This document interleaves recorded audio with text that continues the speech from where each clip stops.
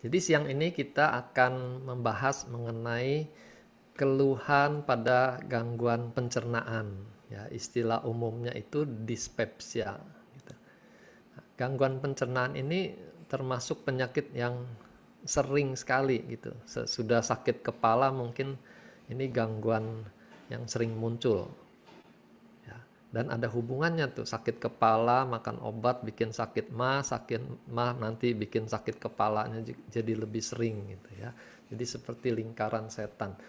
Nah, kita akan mendalami lebih lanjut berbagai macam gangguan pencernaan ini. Ya. Jadi istilah dis ini menunjukkan suatu ketidaknyamanan. Selain dispepsia nanti akan banyak keluhan di organ lain ya, misalnya dysuria itu rasa tidak nyaman pada waktu berkemih. Jadi ini rasa tidak nyaman dalam hal pencernaan. Ini pengertian umumnya. Jadi semua bentuk rasa tidak nyaman itu dikelompokkan dengan satu istilah dispepsia ini. Bisa berupa rasa panas atau rasa nyeri ulu hati, ya ini khas dispepsia pada gangguan di lambung. Ya. Rasa kembung nanti bisa di lambung, bisa di usus karena banyaknya gas ya. Kalau kembungnya belum begitu dominan, mungkin yang bersangkutan hanya merasa tidak nyaman aja, perutnya nggak enak ini gitu. Kalau ditanya detailnya nggak enaknya seperti apa, ya pokoknya nggak enak dah gitu. Ya itu dispepsia. Dia bisa mengganggu nafsu makan. Ya.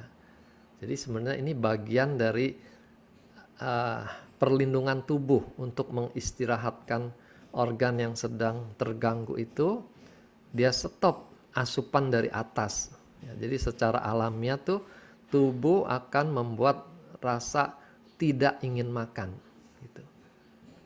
Bahkan kalau gangguannya lebih parah, tidak ingin makan itu berubah menjadi mual. Ya, itu makin lagi tidak ingin makan. Lihat makanan aja sudah rasanya ngeselin gitu, bukan bikin nafsu makan tapi bikin tidak nyaman. Mungkin dia masih bisa makan, tapi tidak bisa banyak. Jadi makan sedikit aja rasanya sudah kenyang. Nah, orang yang normal melihat temannya makan sedikit sudah kenyang, tentu nggak bisa memahaminya. Bagaimana mungkin baru makan 2 sendok kok sudah kenyang gitu ya. Tapi buat penderita dispepsia ya itulah kenyataannya. Dia hanya bisa mencerna sedikit. Ya. Nah, kalau terjadi hambatan dalam aliran makanan, itu bisa terasa perutnya tuh melilit. Ya, kita mungkin semua pernah alamin waktu kita mencret gitu. Itu perutnya melilit yang kita sebut sebagai kolik. Ya. Sakit sekali, lalu dia hilang, lalu nanti kambuh lagi. Jadi nyeri yang hilang timbul itu biasanya kita kaitkan dengan kolik. Ini sedikit kita bahas sistem pencernaan makanan. Jadi di sini di sisi kiri tergambar saluran pencernaannya. Mulai dari mulut, lambung, usus besar sampai di ujungnya anus. Itu semua saluran pencernaan.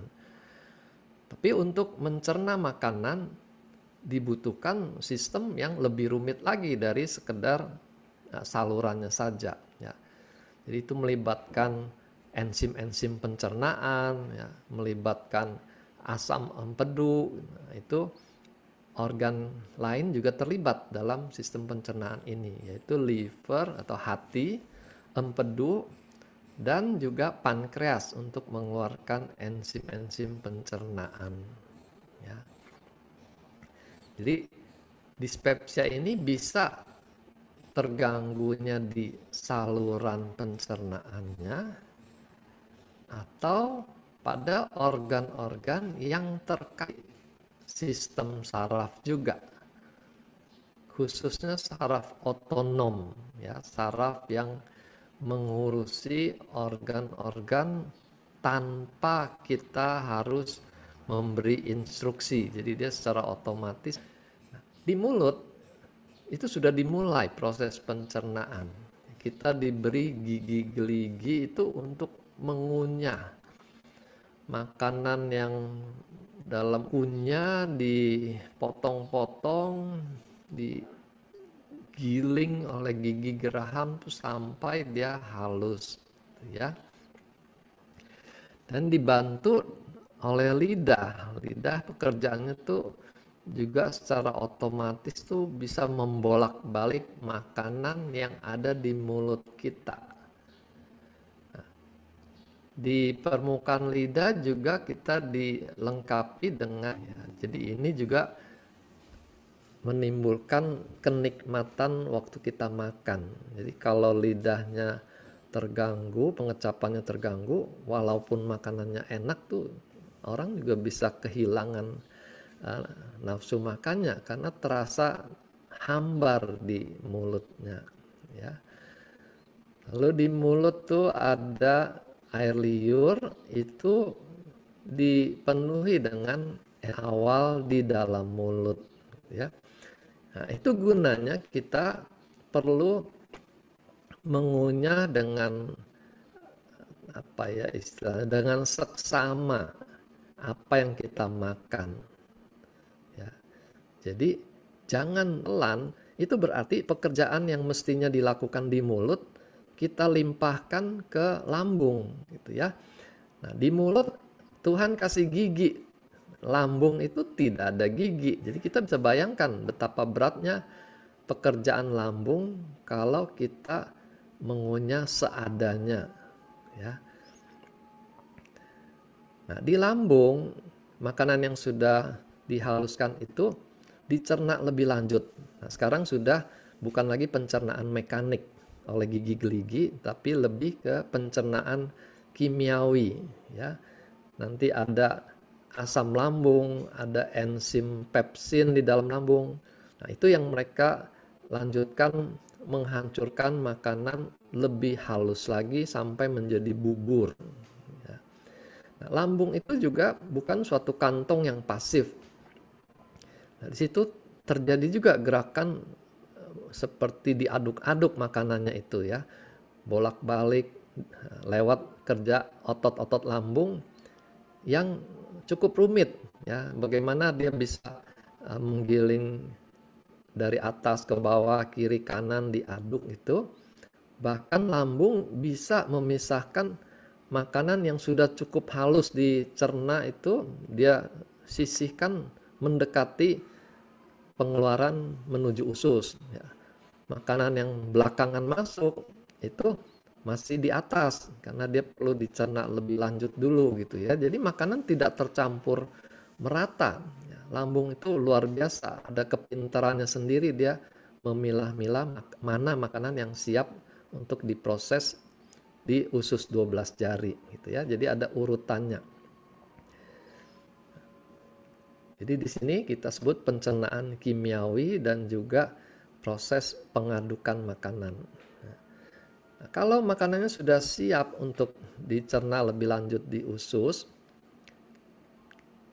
maka akan dikendorkan klep yang menuju usus 12 jari, ya. Dan sedikit demi sedikit makanannya disalurkan memasuki usus. Kalau lambung suasananya asam, di usus 12 jari suasananya justru menjadi basah karena adanya cairan empedu yang masuk ke situ, gitu ya. Jadi sekarang giliran proses pencernaan kimiawi dalam suasana basah. Ya. Jadi masing-masing itu ada fungsi yang berbeda, gitu ya.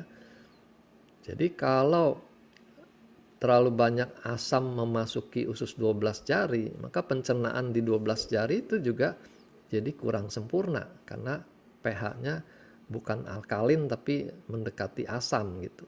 Nah, di situ enzim-enzim bekerja menghancurkan lebih lanjut karbohidrat, lemak, protein, itu lebih dicerna lagi di usus 12 jari. dengan catatan pH-nya harus alkalin di situ ya. Nah, dari 12 jari makanan memasuki usus halus. Nah, di situ mulai dilakukan penyerapan secara bertahap. Ya. Sari-sari makanan diserap di sana. Nah, sampai di usus besar mulai penyerapan airnya ya, juga dilakukan bertahap sehingga kepadatan dari makanan di usus besar itu makin lama makin memadat karena airnya sudah diserap. Nah, itu yang ditemukan fesesnya jadi sudah tidak banyak air lagi gitu ya. Kalau feses banyak air, kita bilang orangnya mencret ya. Kalau airnya malah cair sekali, kita masuk kelompok itu sudah diare gitu ya. Nah, ini terkait fungsi penyerapan air di usus besar. Kalau orang kurang minum, penyerapan airnya juga tidak bisa banyak dari usus besar. Dan hasilnya kotoran pun jadi mengeras gitu, membuat dia jadi susah untuk dikeluarkan ya. Nah, kira-kira ini gambaran umum nasib dari makanan yang masuk mulai dari mulut sampai di ujung kita keluarkan sebagai ampas makanan ya, feses. Kita mulai lihat gangguan lambung apa saja yang bisa terjadi. Pada dasarnya lambung itu memiliki dua komponen yang saling saling berlawanan gitu ya. Yang satu asam lambung memang fungsinya untuk mencerna makanan, dan juga ada lendir yang melapisi dinding lambung supaya lambungnya sendiri tidak dicerna oleh asam lambung itu gitu ya. Nah, jadi kita bisa memahami begitu asam lambungnya berlebihan terjadi ketidakseimbangan di mana resiko pengikisan mukosa lambung itu menjadi lebih besar ya, karena faktor yang merusak menjadi lebih banyak daripada faktor yang melindungi gitu. Atau sebaliknya bisa juga lendir mukosa itu produksinya kurang, nah, sehingga lapisannya tuh lebih tipis dan dia lebih gampang ditembus oleh asam lambung ya. Kalau sampai asam itu mengenai selaput lambungnya, maka terjadilah kerusakan. Mulai dari merah saja ya, karena kena asam tuh jadi merah, sampai dia jadi luka ya. Kita bisa lihat gambar di kanan ini contoh mukosa lambung yang sudah mulai bolong gitu ya, sudah mulai terluka makin dalam ya. Bisa kejadian luka ini tembus ke dinding luar dari lambung. Jadi asam-asam lambung dan enzim pencernaan itu keluar ke dalam perut. Wah, itu suatu kondisi yang sangat membahayakan. Karena organ-organ usus lain juga akan ikut meradang, ya, dirusak oleh asam lambung itu. Nah, di sini kita mesti ingat, jangan biarkan sakit lambung tuh sampai berlama-lama ya. Pengikisan itu kita sebut erosi. Tapi kalau sudah sampai ada ceruknya, ada lubangnya, itu ulkus ya. Gangguan lain adalah gangguan gerakan lambung yang kita sebut peristaltik. Nah, peristaltik itu ada aturannya sendiri, dia berapa kecepatannya ya. Nah, manakala peristaltik ini mulai melambat, maka proses pencernaan tuh terganggu ya. Dia jadi berlama-lama di lambung ya, yang mestinya sudah keluar di usus dia belum keluar juga. Itu kita suka bilang istilahnya makanannya nggak turun nih gitu ya. Jadi atau kita kalau lagi pesta makan berdiri, oh ini supaya makanan cepat turun gitu ya. Nah itu hanya istilah saja, tapi kecepatannya itu sudah otomatis diatur oleh tubuh kita ya. Nah, tapi manakala kecepatan ini menjadi melambat, mulai masalah terjadi ya. Makanan yang berlama-lama di lambung itu akan mengeluarkan gas-gas yang menambah volume di lambung itu menjadi lebih banyak ya. Nah, di situ kita mulai merasa kembung, mulai merasa nggak enak, mual gitu, karena penumpukan dari makanan ditambah gas, ditambah asam lambung lagi gitu. Masih ditambah lagi kalau orang kebiasaan makan harus disertai dengan minum ya. Makan berapa sendok dia minum, makan berapa sendok dia minum. Nah, itu juga membuat lambungnya makin terpenuhi oleh berbagai unsur ya. Nah, gas lambung ini itu lebih mudah bergerak. Jadi dia akan mencari tempat untuk keluar ya. Kalau dia keluar ke atas, kita sebut itu bertahak ya, gitu. Nah, itu gasnya keluar melalui kerongkongan, keluar di mulut, itu bertahak ya. Nah, di situ ada klepnya ya, antara lambung dan esofagus tuh ada klepnya. Kita sebut tuh sphincter ya, otot yang melingkar yang menahan isi lambung tidak naik ke atas. Kalau dia bertahak, yang keluar hanya gasnya. Tapi kalau sphincternya itu mulai melemah, pada waktu gas keluar, asam lambung juga ikut terdorong ke atas. Kita bisa merasakan bertahaknya disertai rasa asam. Nah, itu sudah tanda sphincternya itu kurang kuat. Ya. Apalagi kalau disertai dengan rasa panas di tenggorokan pada waktu dia bertahak gitu. Nah, itu berarti lebih banyak lagi asam lambung yang bocor ke atas dan mulai melukai kerongkongannya ya, esofagusnya itu. Nah, itu perlukan yang cukup berbahaya juga kalau dibiarkan berlama-lama. Nanti kerongkongannya bisa menyempit, orang menjadi sulit menelan ya. Menelan bakso itu bisa nyangkut di kerongkongannya kalau terjadi penyempitan ini ya. Nah, jadi kelemahan sphincter ini yang kita sering kenal sebagai GERD ya. Asam lambungnya naik ke atas gitu ya.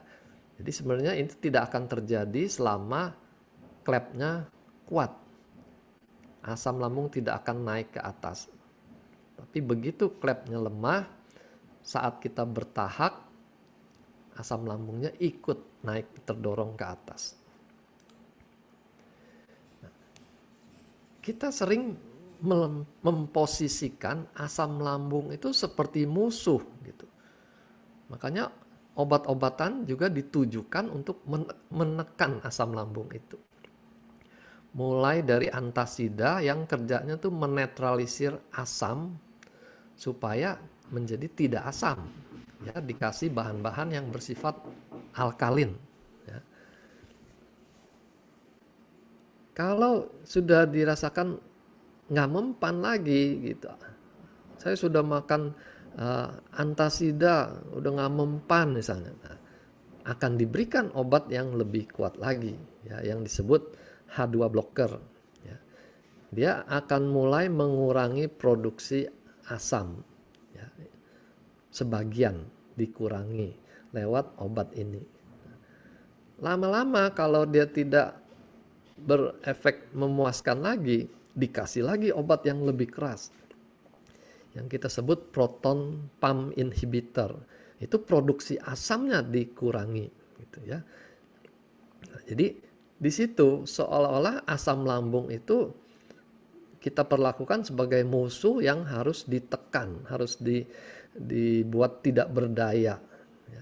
Padahal Tuhan memang sudah menciptakan lambung itu harus dalam kondisi asam, ya. Apa gunanya asam lambung? Di sini kita bisa lihat ya di gambar yang kanan.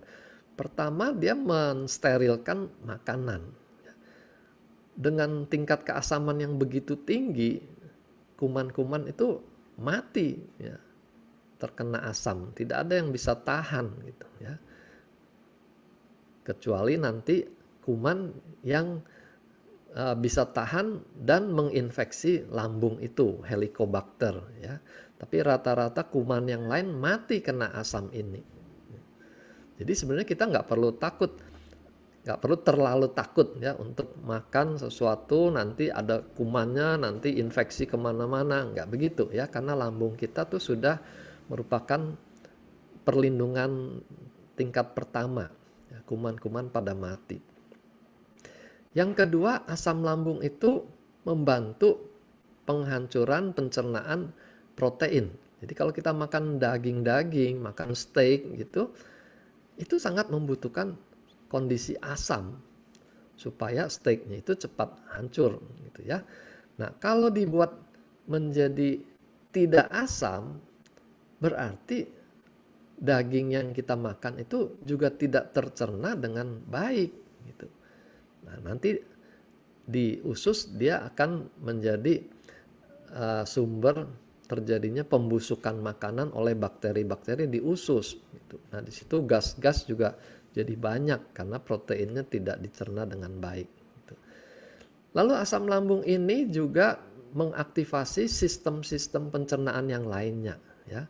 Misalnya dia mengaktifkan keluarnya enzim pencernaan pepsin di lambung ya. Jadi selain asam, enzim-enzim juga akan membantu pencernaan.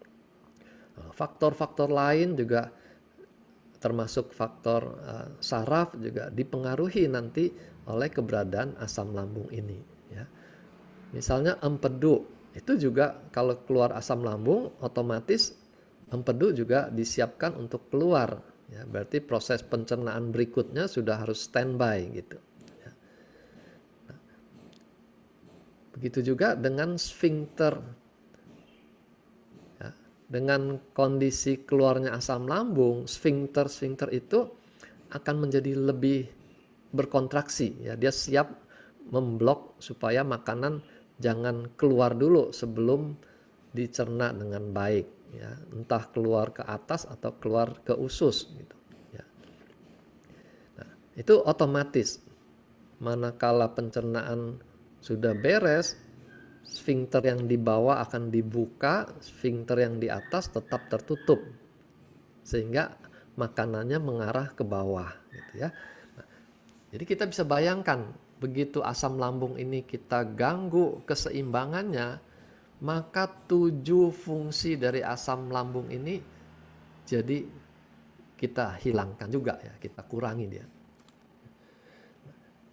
Jadi masalahnya sebenarnya yang perlu kita tanyakan adalah kenapa asam lambungnya itu jadi berlebihan gitu. Bukan pokoknya asamnya dikurangi, bukan begitu. Tapi kenapa dia menjadi abnormal produksinya. Nah, ini beberapa faktor yang bisa mempengaruhi produksi asam lambung menjadi lebih banyak ya. Misalnya yang sering kita kaitkan tuh emosi marah terutama ya. Atau kehidupan yang banyak dengan stres. Nah, seperti di sebelah kanan itu ada artikel mengenai hipersekresi asam. Jadi produksi asam yang berlebihan terkait dengan peristiwa kehidupan yang penuh dengan stres. Dan lebih lanjut jangka panjang dia akan menimbulkan ulkus, yaitu luka-luka tadi di lambung itu. Di lambung atau di 12 jari ya. Jadi ini sudah cukup banyak diteliti hubungannya faktor emosi, faktor stres dengan gangguan lambung ya. Nah, kalau di Chinese medicine TCM itu juga sudah lama mereka mengenal kaitannya faktor emosi dengan lambung ya, digambarkan di sisi kiri itu kayu kalau berlebihan dia akan menekan tanah gitu ya. Nah, kayu itu liver dikaitkan dengan emosi marah, tanah itu limpa lambung gitu ya. Jadi di sini sudah tergambar bagaimana keseimbangan tuh menjadi terganggu melalui peristiwa kehidupan sehari-hari ya, stres dan marah. Gaya hidup juga berpengaruh ya. Kopi dikatakan tuh akan membuat produksi asam lambung juga lebih banyak ya. Begitu juga rokok ya. Jadi ini faktor-faktor yang sering kita hidupi sehari-hari gitu ya. Jadi mestinya kita memfokuskan untuk mengubah gaya hidup ini, bukan serta-merta mencari obat untuk menekan produksi asam gitu ya. Nah, ini prinsip kita sebagai konsultasi di bidang kesehatan harus mengerti betul konsep ini ya. Perbaiki dulu selalu gaya hidupnya, mana yang bikin dikurang-kurangi. Jangan terlalu cepat meraih botol obat dan menelan macam-macam obat. Nah, sekarang kedua, kenapa gas lambungnya berlebihan? Yang paling mudah itu kalau gasnya itu masuk dari luar, gas tambahan ya. Yaitu kalau kita hobi minum minuman bersoda ya. Kadang-kadang sampai beli alat untuk menciptakan soda sendiri di rumah ya. Minumannya semua dikasih gas supaya ada sodanya, supaya ada rasa apa ya, rame di mulut dan di tenggorokan waktu ditelan tuh ada gas yang menggelitik gitu ya. Nah, padahal dengan membuat minuman bersoda, kita dengan sengaja memasukkan gas ke dalam lambung gitu ya. Nah, ini tentu membuat volume lambung jadi mekar, jadi gelembung, terisi oleh gas. Sama seperti kita meniup balon gitu ya. Lalu ada juga nasihat kalau kita sedang makan jangan banyak ngobrol, karena waktu kita ngobrol, kita telan itu gasnya juga ikut ketelan katanya ya. Nah, ini entah mitos atau tidak, rasanya belum ada yang meneliti nih. Orang cerewet sama orang yang pendiam, gas lambungnya mana lebih banyak gitu. Rasanya belum ada yang teliti itu ya. Asam lambung itu sendiri juga akan menghasilkan gas pada penguraiannya ya. Hidrogen dan klorida itu hidrogennya berupa gas. Jadi otomatis kalau asam lambungnya banyak, gasnya akan lebih banyak ya. Belum lagi komposisi makanannya. Ada makanan yang mengandung gas waktu dicerna ya. Misalnya ubi atau lobak itu terkenal kalau makan itu lebih banyak buang angin gitu ya, karena gasnya lebih banyak. Kembali ke rokok dan nikotin ya, itu menimbulkan rasa kembung ya, rasa tidak ingin makan.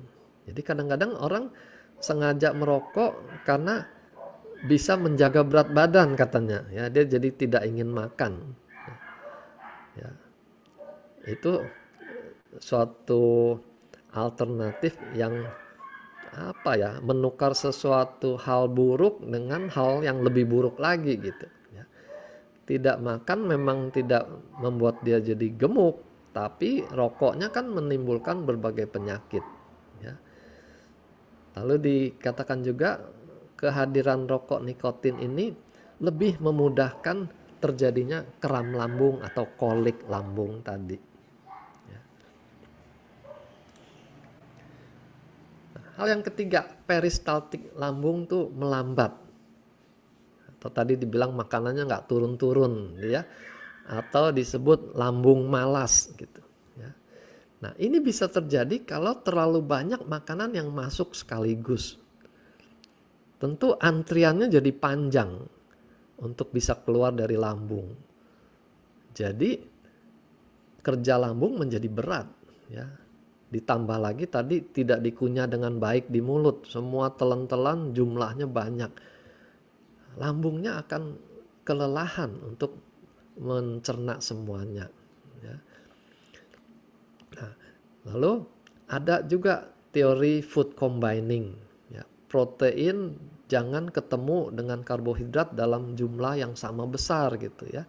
Ya, kita bisa maklumi dasar teorinya karena lambung tuh pH-nya asam, bagus untuk mencerna protein. Sebaliknya nanti karbohidrat butuh pH yang alkalin supaya enzimnya bisa bekerja dengan optimal gitu. Jadi itu protein dan karbohidrat tuh membutuhkan suasana pH yang berbeda gitu ya. Jadi kalau makanannya dicampur sama beratnya, berarti dua-duanya tidak tercerna dengan baik gitu. Itu dasar teorinya food combining itu seperti itu. Nah, selain karbohidrat dan protein, lemak juga membuat makanan tertahan lebih lama di dalam lambung. Ya, dia akan keluar terakhir. Ya, makanya kalau makanan banyak mengandung lemaknya, pencernaannya juga jadi lebih lama di lambung itu. Ya.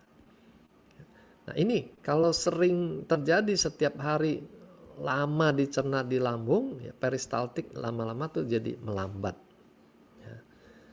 Nah, terus kita kaitkan dengan nasihat-nasihat dari zaman nenek gitu ya.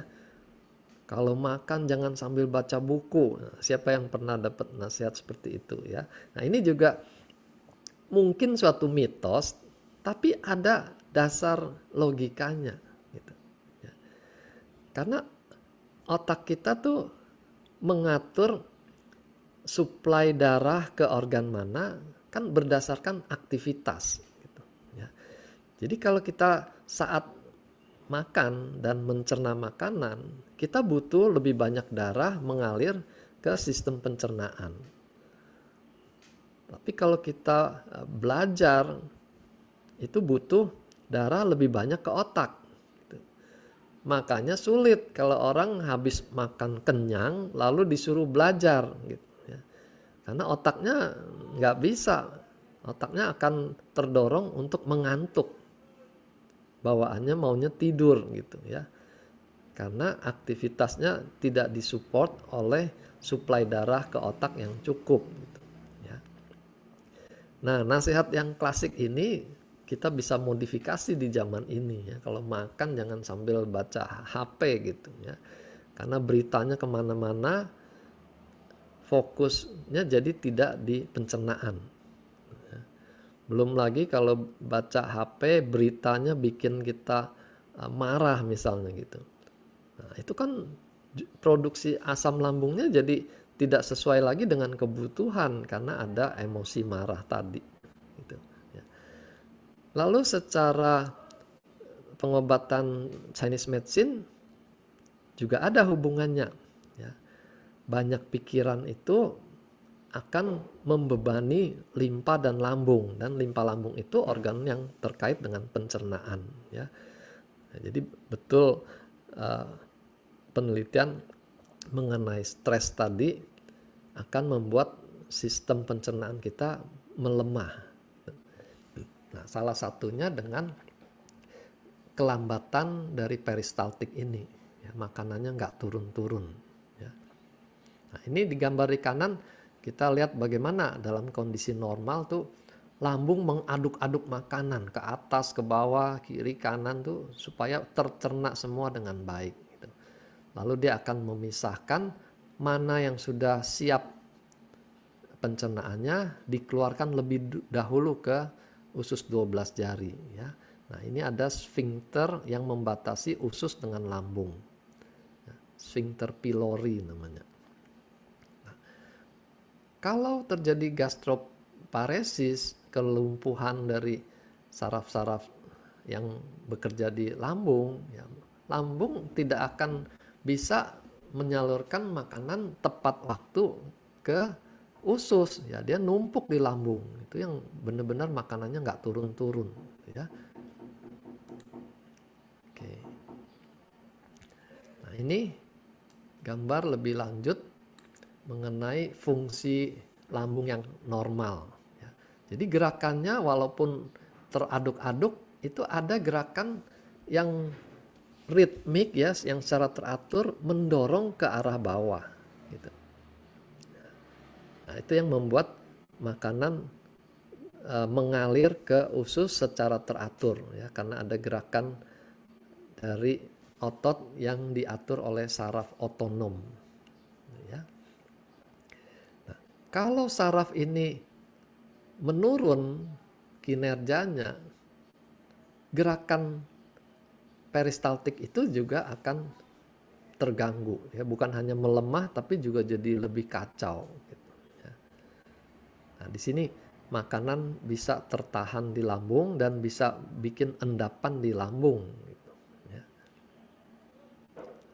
Jadi ini yang kita istilahkan lambungnya malas ya. Padahal ini sudah terjadi kerusakan di sistem persarafannya. Nah, sekarang kenapa sampai terjadi luka gitu ya. Jadi awalnya asam lambungnya melukai mukosa, dia terasa perih. Nah, kalau berulang-ulang, nah, mulailah terjadi luka yang makin dalam. Itu disebut tukak lambung itu. Nah, selain karena asam, ternyata obat-obatan juga pengaruhnya besar untuk bikin perlukaan di lambung dan juga di usus. Ya. Khususnya obat rematik dan obat anti nyeri. Ya, misalnya aspirin, lalu obat rematik, misalnya diclofenac, gitu ya. Obat anti nyeri itu mefenamat. Itu kalau sering diminum dan juga dosisnya lebih tinggi, ya, karena rasanya nggak mempan nih makan satu, dia makan dua gitu ya. Itu secara langsung akan melukai mukosa dan mulai menimbulkan luka ya, sampai ke ulkus tadi. Nah, jadi hati-hati dengan obat-obat anti rematik dan anti nyeri ini ya. Di negara kita punya kelemahan di dalam distribusi obat ini. Mestinya obat-obat ini hanya bisa ditebus dengan resep gitu. Jadi dokter yang meresepkan juga sudah tahu batasnya berapa lama dia makan obat ini. Ya, nggak boleh diresepkan lagi, ini sudah cukup, nanti lambungnya luka. Dia tahu. Nah, masalahnya kita kalau satu obat rasanya cocok, kita langsung ke apotek bawa contoh obat, saya mau beli ini lagi, ya, buat stok 1 bulan gitu ya. Nah, di sini kelemahannya kontrol. Kalau apoteknya tidak disiplin, dia jual aja, yang penting obatnya laku gitu ya. Nah, jadilah orang konsumsi obat tidak terkontrol. Tahu-tahu suatu waktu dia muntah darah atau berak darah ya. Jadi sebenarnya ini salahnya sendiri juga, mengobati diri tanpa mengenal betul apa yang dia makan. Nah, sekarang kita mau lihat bagaimana dunia medis menangani perihal gangguan pencernaan ini ya. Ada suatu sifat ya, karakter dari dunia medis tuh menciptakan obat tuh harus spesifik gitu ya. Istilahnya satu peluru untuk satu teroris ya. Atau bikin rudal yang bisa diarahkan spesifik hanya kena di satu kota misalnya gitu ya. Nah, itu cita-cita dari dulu.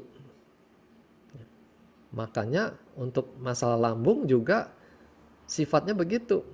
Untuk asam lambung obatnya antasida. Ya. Produksi berlebihan kita kasih dulu H2 blocker. Kalau nanti kurang kuat baru ganti dengan proton pump inhibitor gitu ya. Nah, lambungnya kalau malas dikasih obat untuk merangsang peristaltiknya. Kalau lapisan mukosanya menipis, tambahkan dari luar gitu ya. Nah, itu cara berpikir, cara bekerja pengobatan medis yang kita kenal saat ini. Kalau ini terkait dengan psikis, jadi pasiennya bilang, ini saya kalau lagi kesel begini nih dok, lambungnya kumat gitu ya. Nah, tinggal ditambahkan obat untuk melawan kecemasannya, melawan depresinya gitu ya. Tambahkan selain obat lambung tadi gitu.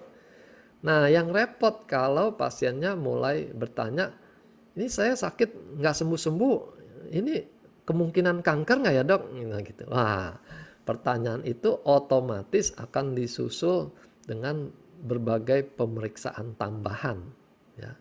Mulai dari dikeker lambungnya, dikeker ususnya, ya, sampai ke MRI segala, gitu ya.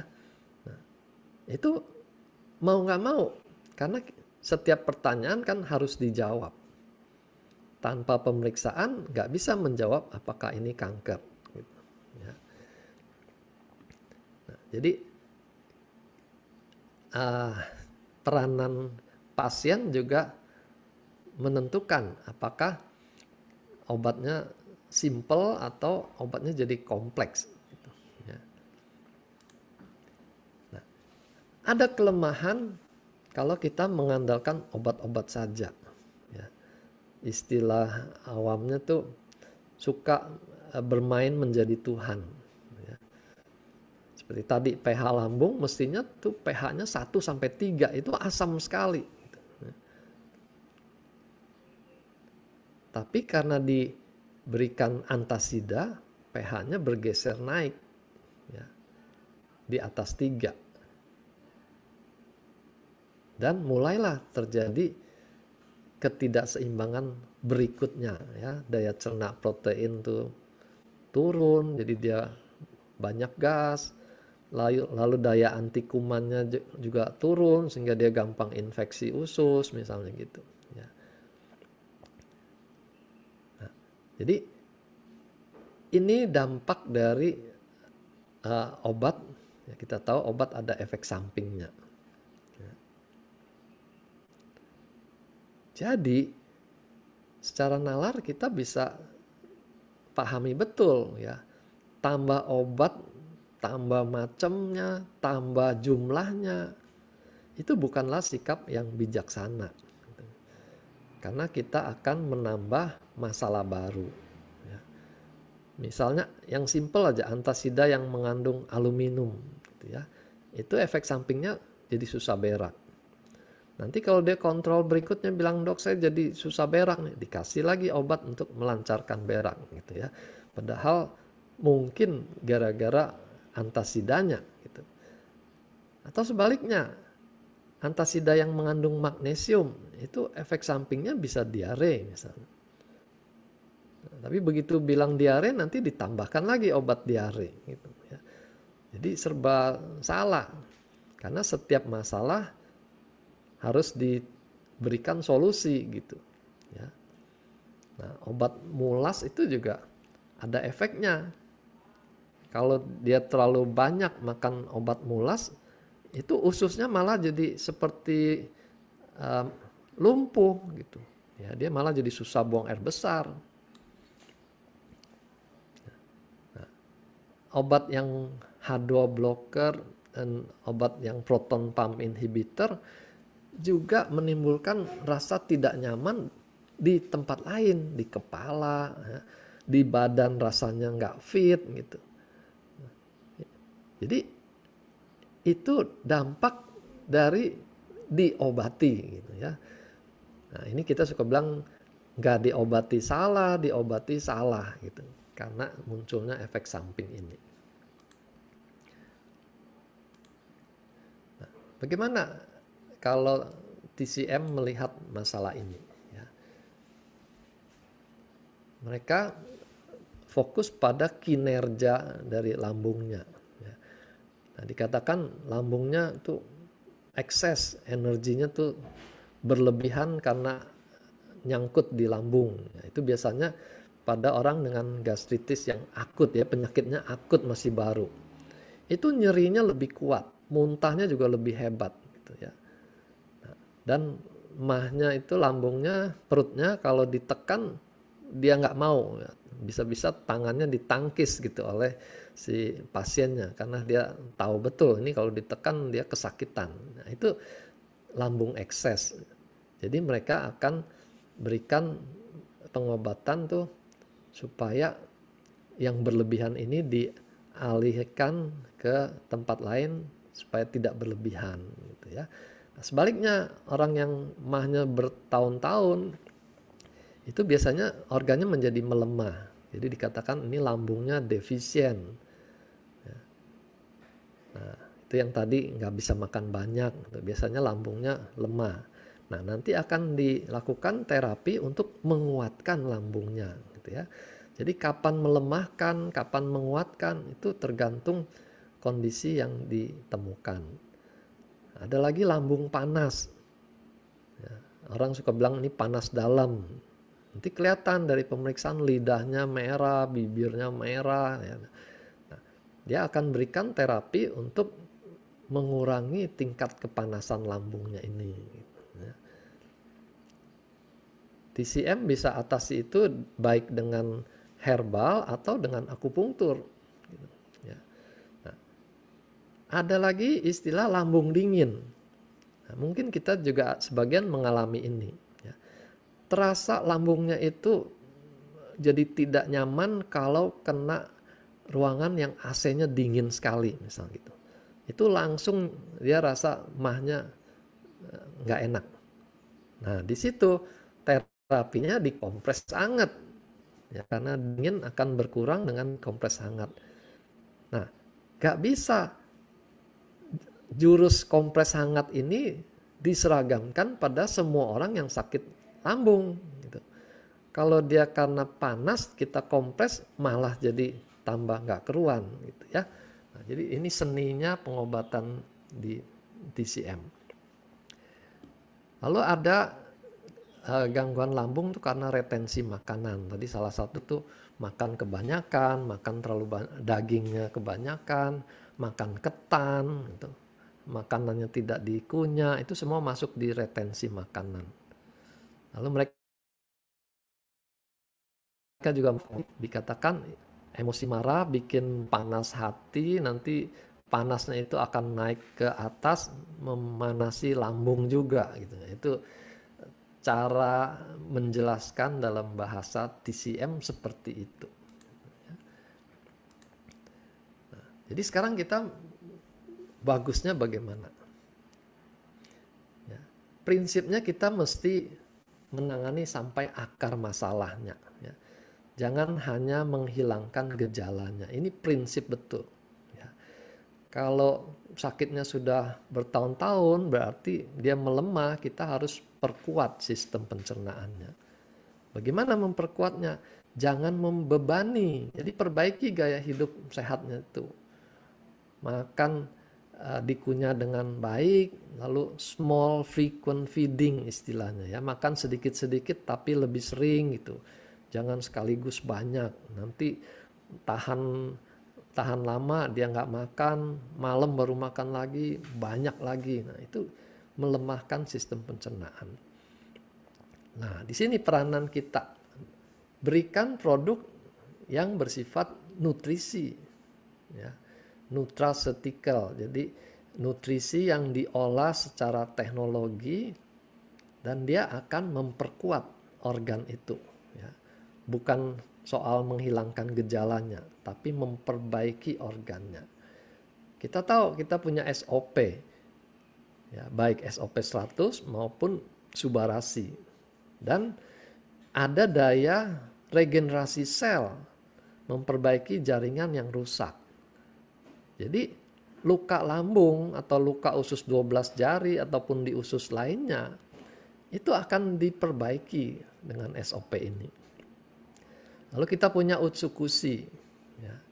Nah, ini bekerja probiotiknya dan banyak bahan lain tuh bekerja di usus.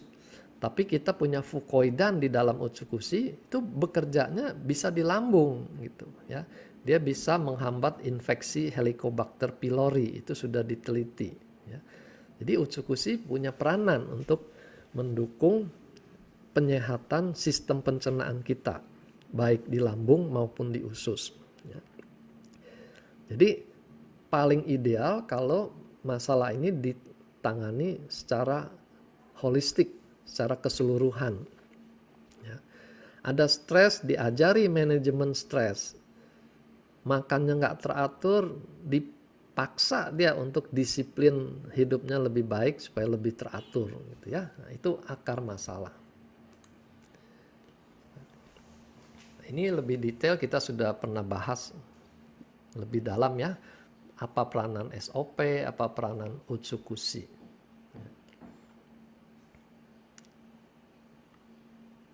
Oke.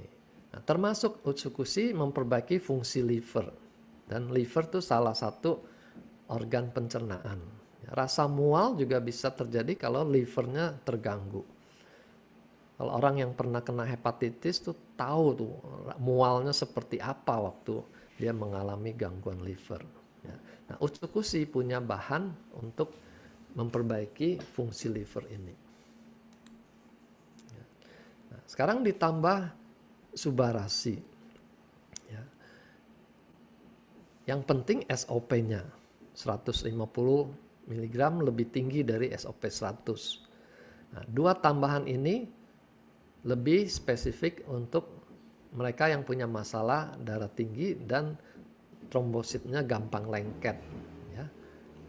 Tapi kalau untuk lambungnya yang terutama ini SOP-nya, daya regenerasinya. Nah, justru kita perlu perhatikan kalau dia ada perdarahan aktif, ya, muntah darah, BAB-nya hitam seperti kopi gitu, nggak cocok kalau kita berikan Subarashi. Ya. Masih bisa kita berikan SOP, tapi sebaiknya jangan Subarashi. Ya. Nah, terus kita juga dapatkan sejumlah konsumen yang merasakan kalau dia minum Subarashi ada rasa kembung gitu ya, rasa begah katanya.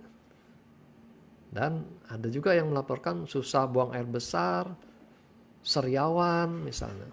Ya. Nah, rasa begah itu juga bisa membuat dia tidak nafsu makan. Ya.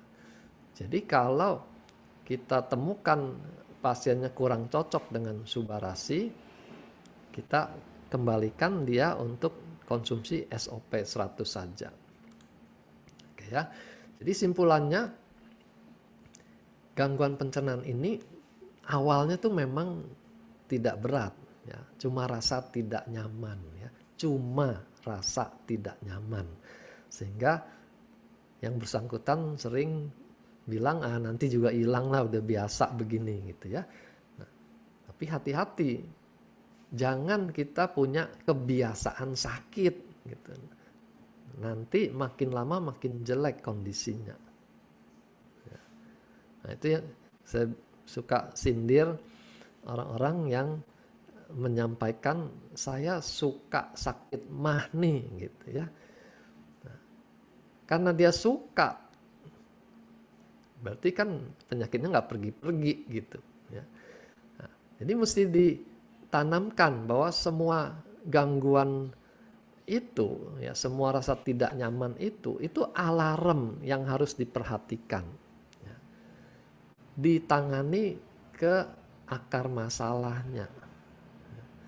Jangan sibuk mematikan alarmnya.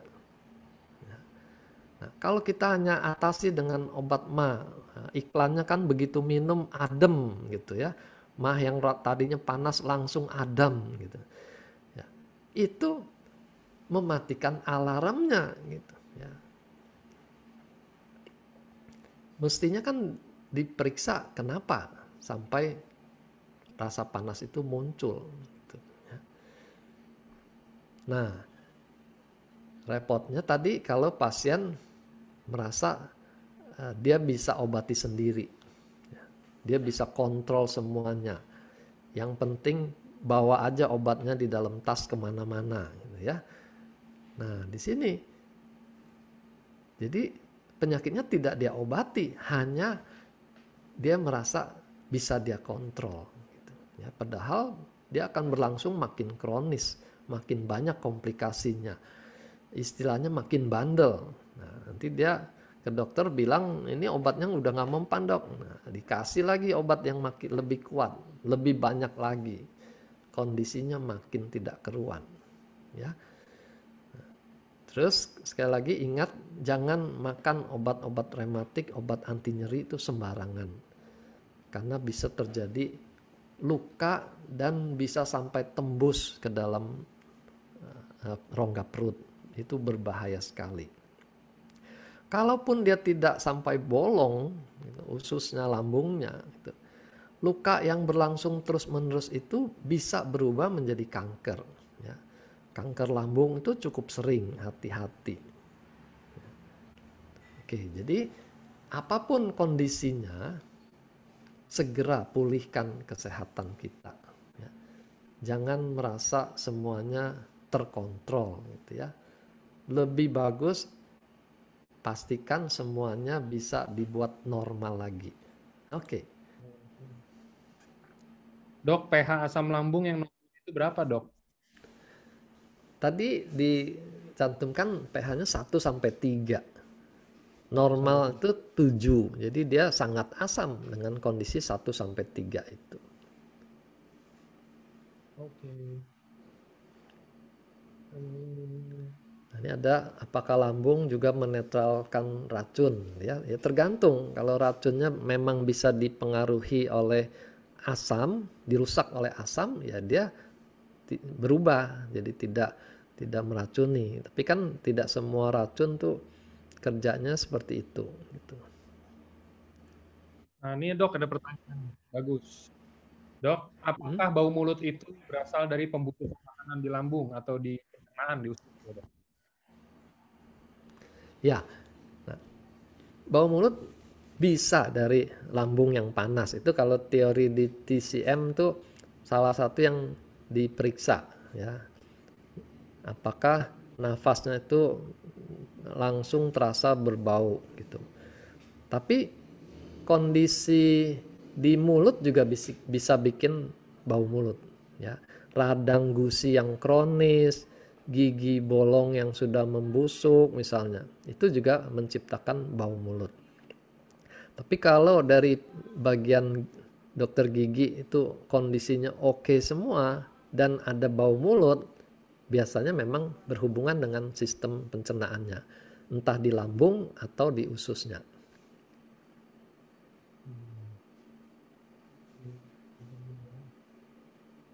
Nah, untuk kondisi itu dia perlu utsukushi untuk bersihkan ususnya.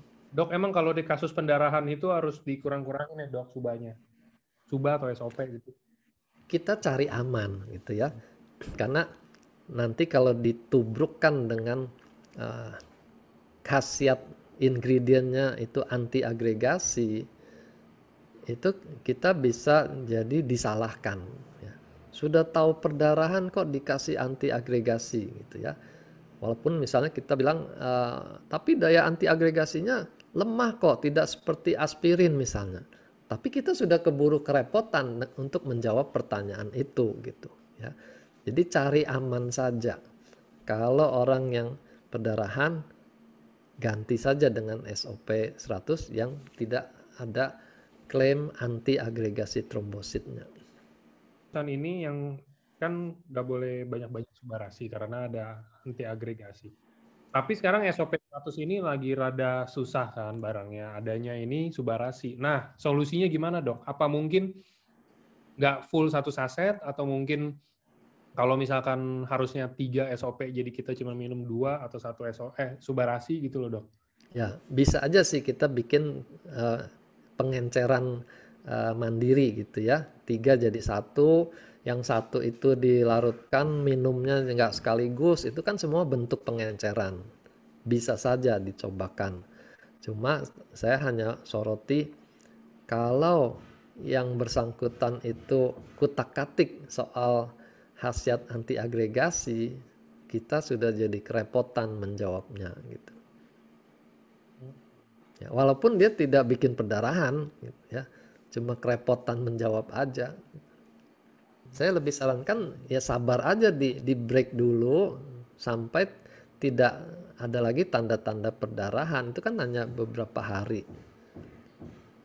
Begitu dia BAB-nya tidak ada lagi warna kehitaman, nah itu aman gitu. Kita mulai lagi dengan takaran dari yang rendah dan dinaikkan pelan-pelan. Dok, kalau konsumsi obat mah terus-terusan, itu bisa Hmm. nyebabin kanker atau tumor di usus ya? Mungkin ginjal juga ya dok ya? Ginjal kalau dia berbahan kalsium dan dia juga makan tablet kalsium lainnya, kan nanti bisa over kalsium. Kalsium itu bisa mengendap di ginjal kalau dia kurang minum gitu ya. Sama kalau obat penekan asam itu dimakan di atas 2 minggu, itu sudah pasti mulai mengganggu pencernaan ya. Jadi sebenarnya dari pabrik obatnya tuh sudah ada warning, jangan makan obat ini lebih dari 2 minggu gitu. Tapi kan kita nggak hobi baca. Yang penting khasiatnya tokcer gitu ya. Ya semua yang tokcer diterus-teruskan, ya lewatlah 2 minggu sampai bertahun-tahun. Dok, selain dari tadi cara-cara yang dokter bahas, ada nggak sih dok? Maksudnya gimana caranya? Kalau misalkan kita udah kena asam lambung, nah terus sering bertahap, nah apa solusinya untuk mengurangi? Kalau yang tadi dokter bilang itu kan untuk mencegah, nah ini kalau untuk mengurangi. Kalau saya seperti yang saya sarankan tadi, sebaiknya tuh sudah terapinya tuh keroyokan ya, holistik. Obat medis tuh kita makan sesuai indikasinya, karena memang obat medis tuh kerjanya lebih cepat, lebih akurat. Ya. Tapi jangan sampai makan berlama-lama, gitu ya. Nah, lalu untuk menguatkan kondisi organnya, kita kombinasi dengan terapi ala timur itu, ya akupunktur, refleksi, ya, apa saja yang bersinergi menguatkan sistem pencernaan, kita kombinasikan. Saya pengalaman hasilnya jauh lebih bagus. Oke dok, ada yang tanya lagi. Ini kalau yang tadi, kalau di apakah lansoprazole dapat menghambat gas lambung?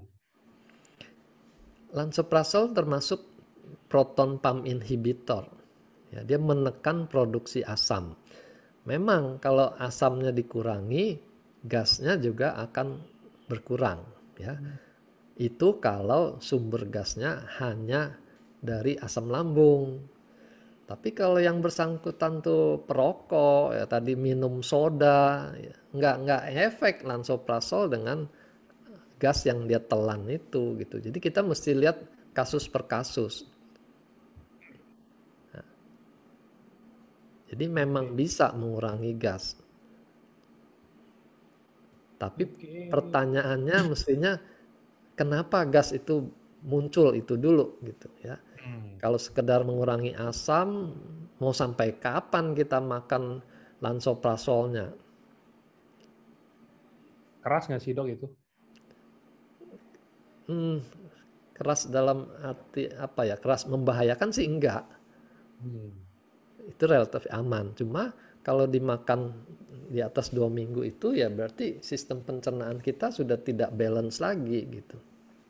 Dok, ada yang sakit mah parah sampai nggak bisa makan nasi. Terus dia minum suba dan utsu sehari 2 saset. Setelah 3 bulan enakan, terus nggak pernah kambuh lagi, bahkan udah makan nasi normal mungkin ya.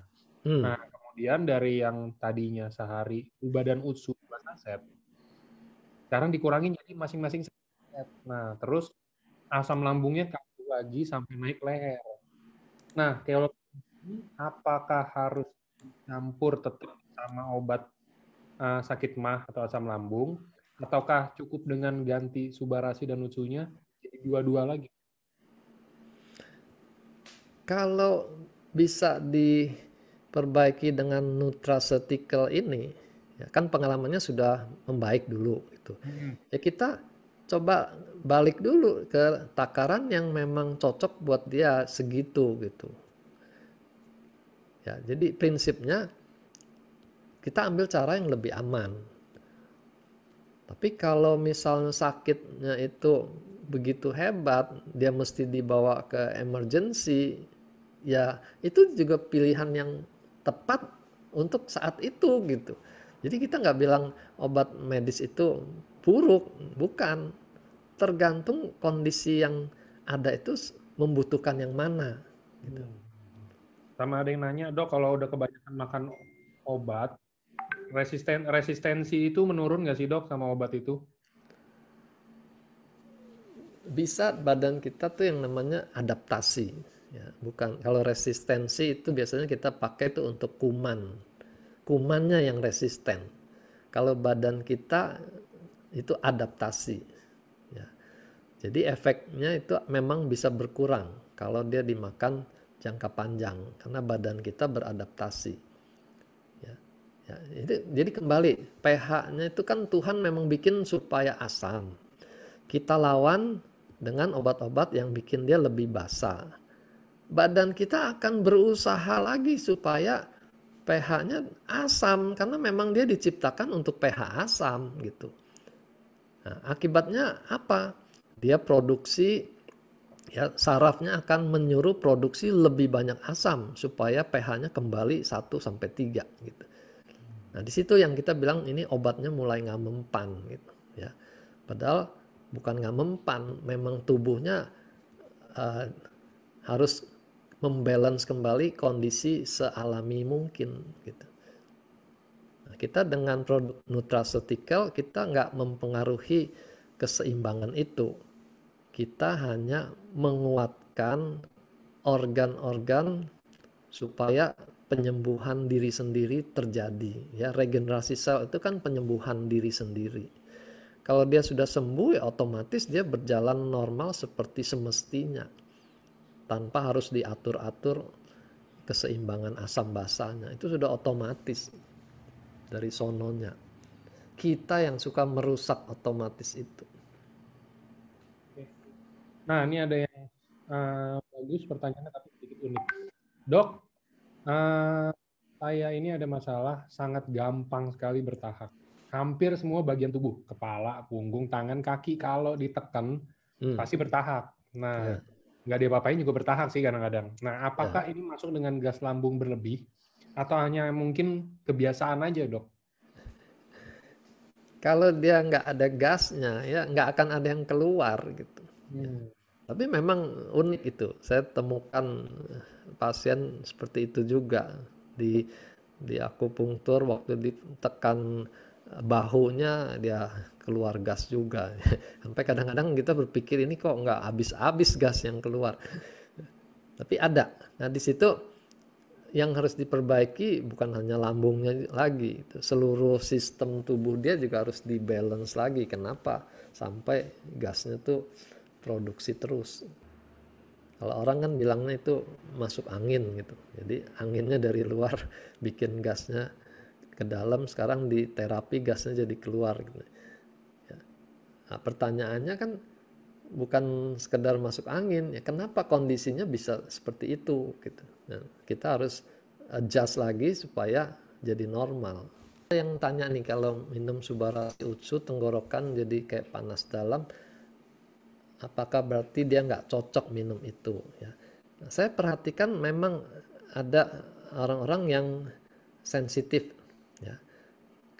Kalau secara medis barat ini nggak ada jawabannya karena dia tidak bikin radang gitu ya. Tapi kalau secara TCM ini bisa dijawab.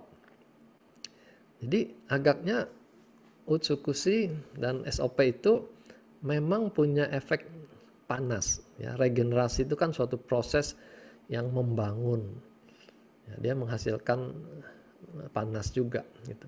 Utsukushi mengaktifkan sistem imun, jadi dikelompokkan juga sebagai bahan yang bersifat panas. Nah, kalau orangnya memang sudah bawaannya panas, kita berikan bahan-bahan yang bersifat panas, dia akan mengalami keluhan ini, tenggorokan panas, sariawan, susah berak gitu. Nah, itu sindrom panas. Nah, jadi bukannya nggak bisa makan, ya takarannya aja jangan tinggi-tinggi dan diencerkan, ya pakai larutkan dalam air gitu ya. Saya termasuk yang aliran larutkan ya, bukan yang di bawah lidah. Yang bawah lidah tuh langsung seriawan mereka lapor temannya meninggal karena keluar darah dari anus. Sebelumnya mengeluh perut sakit, nah, apakah lambungnya bocor ya. Wah, ini kalau mau jawab ini mesti kedokteran forensik nih, kenapa dia meninggal gitu. Tapi intinya kalau keluar darahnya segar, merah, itu sumber perdarahannya ada di bawah sana ya, di rektum, di anus, maka darahnya masih segar. Tapi kalau darahnya dari atas, dari lambung, kena asam, dia berubah jadi hitam ya. Lewati saluran usus, makin lama makin hitam dia. Jadi keluarnya seperti kopi gitu. Itu aja yang paling sederhana. Kalau sampai meninggal ya berarti penyakit dasarnya tuh berat. Mungkin ada kanker di rektum. Ini ada yang panjang terkait dengan hasil CT scan radang usus besar ya. Pertanyaannya, apakah berkaitan dengan lambung ya. Kalau keluhannya di perut kanan bawah itu bukan area lambung. Lambung itu di pusar ke atas. Antara pusar dengan tulang dada ya itu areanya lambung.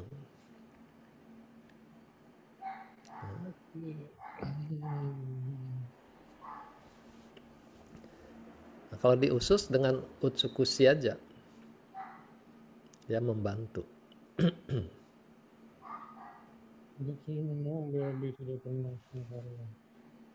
Dok, mau tanya, kalau misalkan kita udah makan nih, udah makan serat, anggapan kita udah makan serat, terus kita udah konsumsi utsukushi juga, tapi namanya buang air besar itu normal setiap hari kan dok ya? Iya. Nah, ini bisa seminggu sekali dok. Umurnya berapa? Umur, kita tarik umur misalkan, ini pertanyaan general ya dok, jadi mungkin 20-30 tahun deh, masih muda. Apakah mungkin ini karena kebiasaan memang dari dulu mungkin enggak setiap hari buang air besar misalkan. Ya. Atau enggak emang ada kayak mungkin pencernaannya terganggu, kita udah konsumsi serat, tapi mungkin karena terganggunya ini parah kan udah bertahun-tahun, jadi harus ada proses. Nah. Ya. Nah, itu banyak kondisi bisa bikin gitu ya. Kalau umurnya anak-anak, itu karena sistem saraf di ususnya itu tidak sempurna terbentuknya ya, seperti tadi yang digambarkan di gastroparesis itu sarafnya kurang sehingga aktivitas merangsang peristaltik itu juga kurang. Nah, itu yang bikin dia daya dorong ke bawahnya juga lemah ya. Kalau itu berlangsung lama, ususnya tuh akan menampung volume sampahnya lebih besar.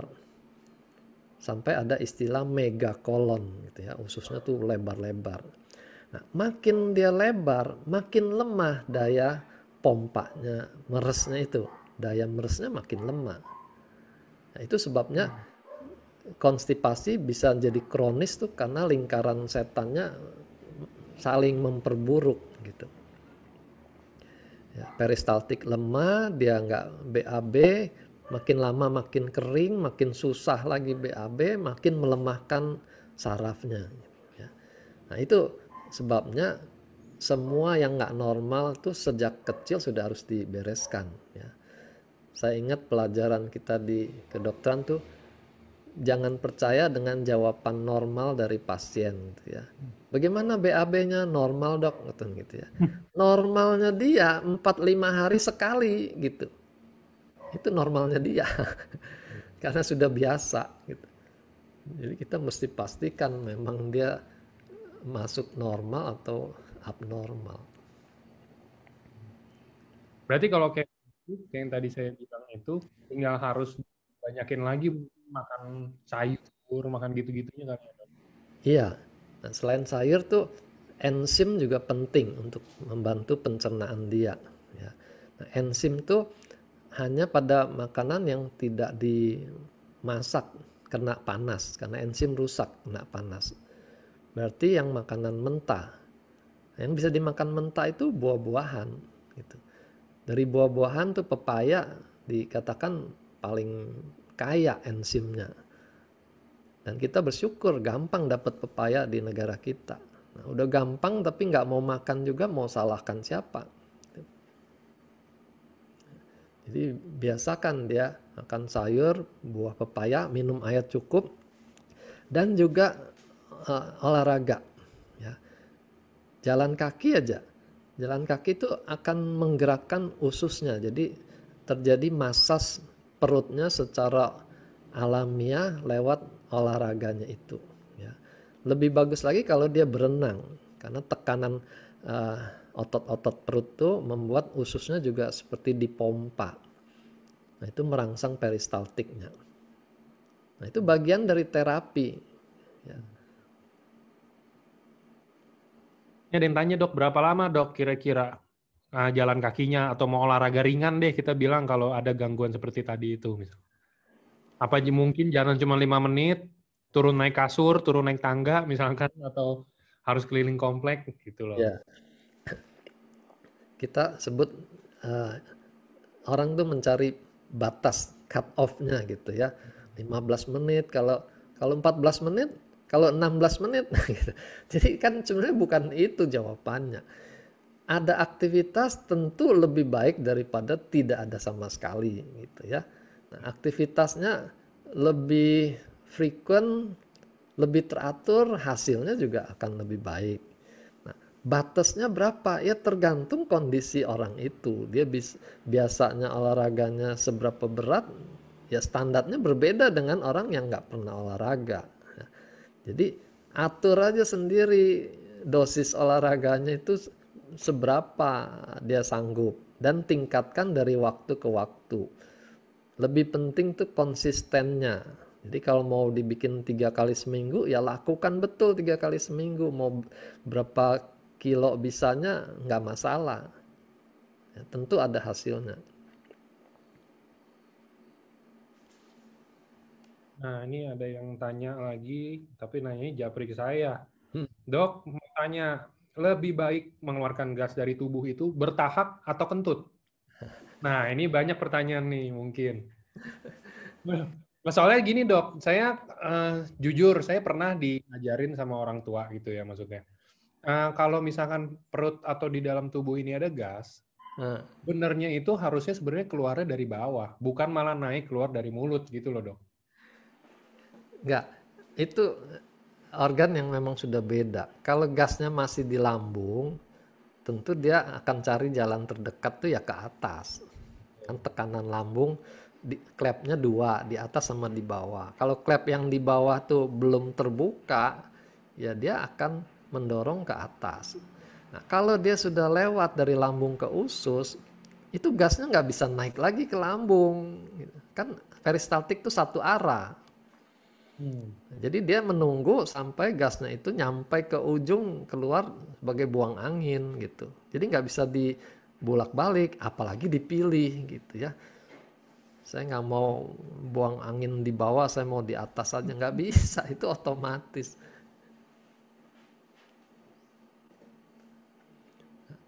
Yang pasti kalau dia lebih sering dari orang normal, ya diperbaiki gitu.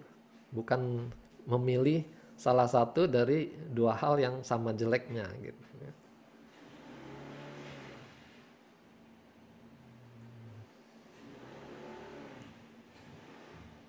Nah, ini pertanyaan tadi ini. Nah, kalau yang ini tapi udah tua, Dok. Nah, ayah saya umur 80 tahun, BAB-nya susah. 3 sampai 4 hari sekali. Padahal udah makan serat, buah, sayur, di cek ke dokter juga semuanya normal, nggak ada gangguan. Sudah konsumsi SOP dan UTSU, tapi tetap aja susah BAB-nya. Apalagi yang harus dilakukan. Perutnya tuh besar gitu loh, Dok. Besar dan keras kayak wanita hamil yang keras mungkin ya udah ya. Kalau orang tua itu umumnya dalam TCM itu dikaitkan dengan energinya yang melemah, ya, qi-nya itu melemah. Berarti termasuk qi di ususnya gitu. Nah, itu perlu dinaikkan energinya, ya. Nutrisi yang baik tuh salah satu sumbernya. Tadi olahraga itu juga meningkatkan energinya.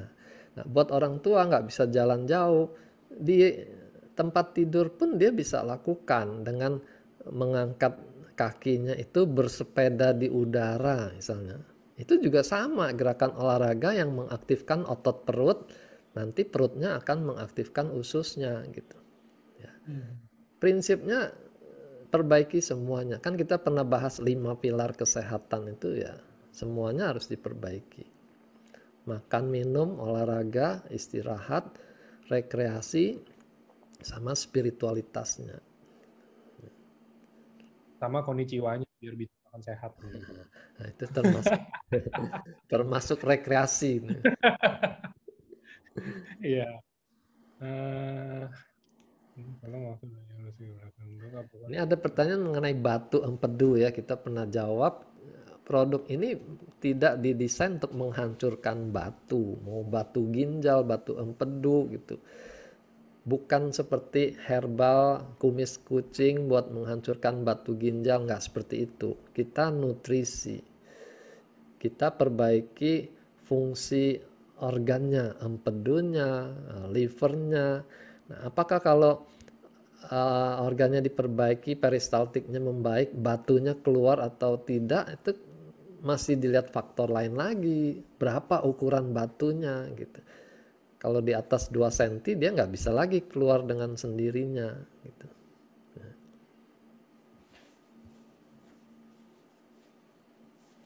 Oke.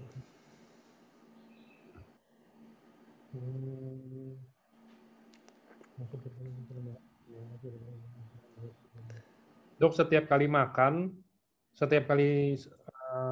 sesudah makan, saya langsung buang gas dari bawah berkali-kali. Apakah berarti pencernaan saya bermasalah? Apa itu normal? Ya, saya belum singgung tadi di presentasi, ya. Kita sistem pencernaan ini ada yang namanya gastrocolon reflex gitu, ya. Walaupun koneksinya dari lambung itu tidak ke usus besar, melainkan ke usus halus. Tapi secara saraf hubungan lambung dengan usus besar itu lebih dekat. Makanya ada gastrocolon reflex. Begitu lambung terisi, itu ada rangsangan pada usus besar untuk mulai mengosongkan diri. Supaya nanti kalau makanan sampai ke usus besar muat, ya, gudangnya sudah dikosongkan gitu. Makanya habis makan peristaltik usus besar meningkat. Ada yang langsung berasa ingin ke belakang, atau ada yang hanya buang angin aja, ya, itu karena gastrocolon reflex gitu. Ya. Itu normal nggak? Ya. Normalnya ya nggak sampai segitu sensitif, ya. Jadi kalau begitu makan harus segera cari WC, itu ya nggak normal juga. Berarti pengosongan ususnya tidak sempurna selama ini gitu, ya. Sehingga ada sampah yang sudah ready dikeluarkan. Begitu juga dengan gasnya. Gasnya itu sudah ada di ususnya. Bukan karena dia makan gasnya nyampe ke usus. Belum, itu perlu berjam-jam. Tapi sudah ada stok gas di usus besar. Ya, ini yang perlu diperbaiki. Kalau makanannya yang sehat, sayur buah mencukupi, kondisi itu mestinya nggak terjadi gitu. Ya, gasnya nggak akan banyak. Mungkin dia makan dagingnya terlalu banyak dan tidak makan sayur buah. Jadi pembusukan di ususnya itu lebih dominan. Itu aja. Oke. Ya, ada yang tumor kolon baru kolostomi, kasih utsu dulu baru kasih suba gitu, ya. Itu nggak pengaruh sih. Kalau dia kolostomi, dia hanya tempat keluarnya saja ke dinding perut, tidak melewati anus gitu, ya. Kasih dua-duanya nggak masalah, nggak usah digilir.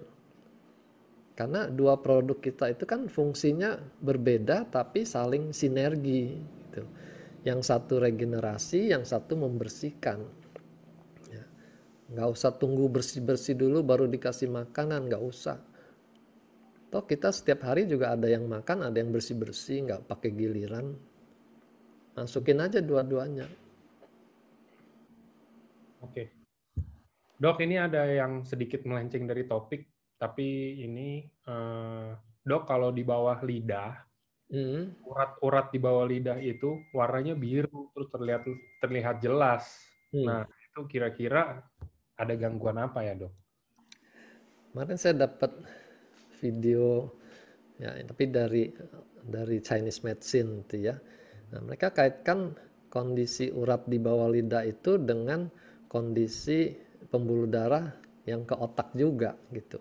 Jadi kalau kondisi vena-vena bawah lidah itu sudah berkelok-kelok warnanya gelap, itu setidaknya juga menggambarkan kondisi pembuluh darah di tempat lain gitu, dan dia kaitkan dengan di otak. Nah, di situ kita jangan menunggu gitu, jangan menunggu jadi stroke baru bilang tuh kan betul gitu.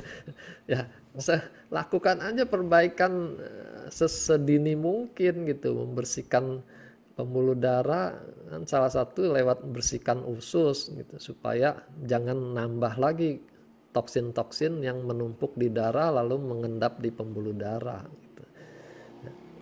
Kan kita lihat risetnya Subarasi itu kan bisa membantu juga pembentukan plak-plak di pembuluh darah itu tidak terjadi gitu ya. Nah, takarannya nggak bisa lagi 1x1 kalau sudah ada kelainan. Jadi minimal tuh sudah harus 2x1. Dok, ada yang tanya, kalau konsumsi film tea, apa nih? Apa? Bentar.